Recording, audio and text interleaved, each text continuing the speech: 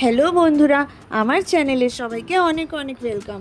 আজকে শেয়ার করছি মাছের রাজার ইলিশের একটা সবথেকে জনপ্রিয় রেসিপি, সর্ষে ইলিশ ভাপা।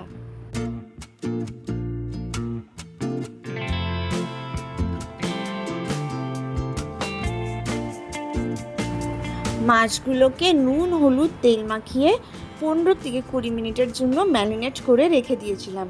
তারপরে আমি সরষে পেস্টটাও তৈরি করে নিচ্ছি। এখানে নিয়ে নিলাম 15-16টা মতন কাঁচা লঙ্কা, 2 চামচ মতন কালো সর্ষে আর 1 চামচ মতন নুন আর একটু জল দিয়ে ভালো করে পেস্ট করে নিয়েছি।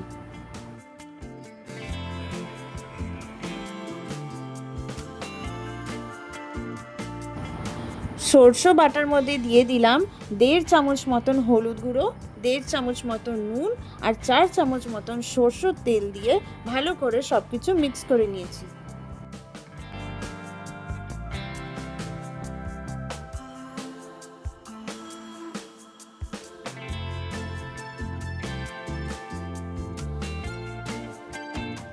ম্যারিনেট করে রাখা মাছগুলোকে একটা টিফিন বক্সে নিয়ে নিয়েছিলাম। তার উপরে দিয়ে দিয়েছিলাম সরষের পেস্ট, দিয়ে সব কিছু ভালোভাবে মিক্স করে নিয়েছি।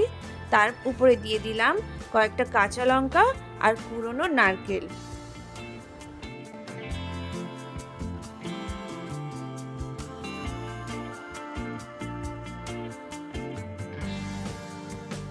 এবার টিফিন বক্সের ঢাকনাটা বন্ধ করে ভাপিয়ে নেব 15 থেকে 20 মিনিটের জন্য।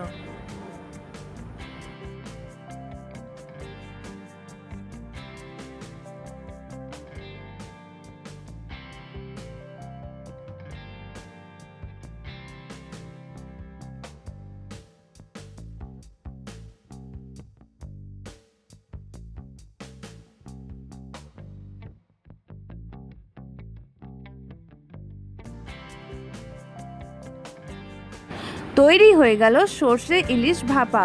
গরম গরম ভাতের সাথে সার্ভ করবেন। আর আমার রেসিপিটা যদি ভালো লাগে তাহলে অবশ্যই কিন্তু লাইক, কমেন্ট আর সাবস্ক্রাইব করবেন।